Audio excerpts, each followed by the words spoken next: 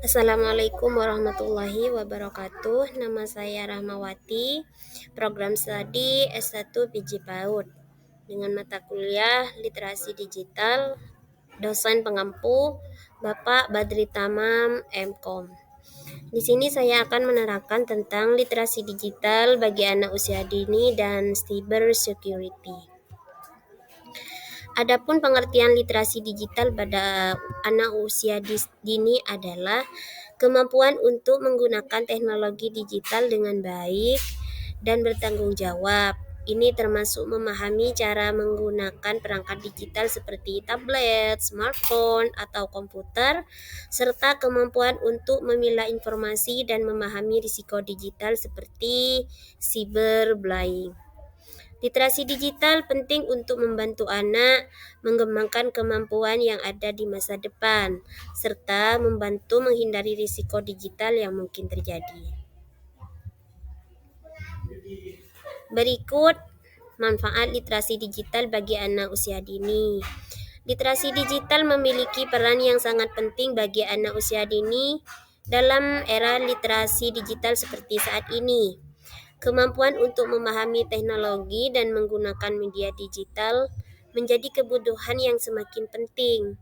Literasi digital membantu anak untuk memahami bagaimana teknologi bekerja, memungkinkan mereka untuk berkomunikasi dengan orang lain melalui berbagai platform, serta membantu mereka untuk mengakses informasi yang diperlukan dengan mudah dan cepat. Selain itu, literasi digital juga membantu anak untuk mengembangkan keterampilan kritis dan kreatif, serta mempersiapkan mereka untuk menghadapi tantangan masa depan yang semakin digital. Selain manfaat literasi digital, di sini juga ada tantangan literasi digital. Literasi digital adalah kemampuan untuk mencari, mengevaluasi, menggunakan, berbagi, dan membuat informasi menggunakan teknologi digital. Adapun tantangan literasi digital bagi anak usia dini adalah kurangnya pengawasan dan pemahaman orang tua terdapat penggunaan teknologi oleh anak-anak. Jadi kita sebagai orang tua tidak perlu memberikan kesempatan pada anak-anak secara berlebihan.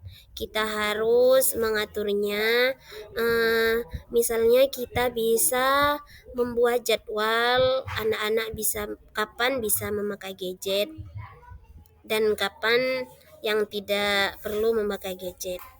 Selain itu, anak-anak juga belum memiliki kemampuan kritis untuk mengevaluasi informasi yang mereka temukan di internet. Oleh karena itu, penting bagi orang tua dan pendidik untuk memberikan pengawasan dan pembelajaran literasi digital yang tepat sesuai dengan usia anak. Selanjutnya, saya akan membahas tentang cyber security.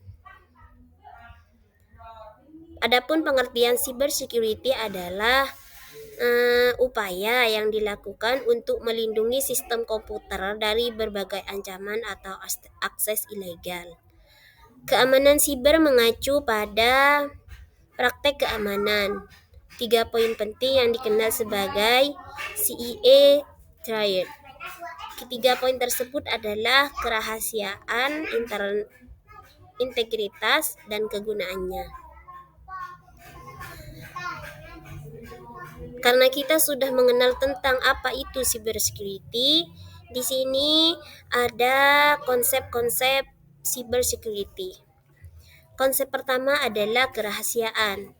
Tujuannya adalah untuk membatasi akses yang hanya untuk orang-orang tertentu.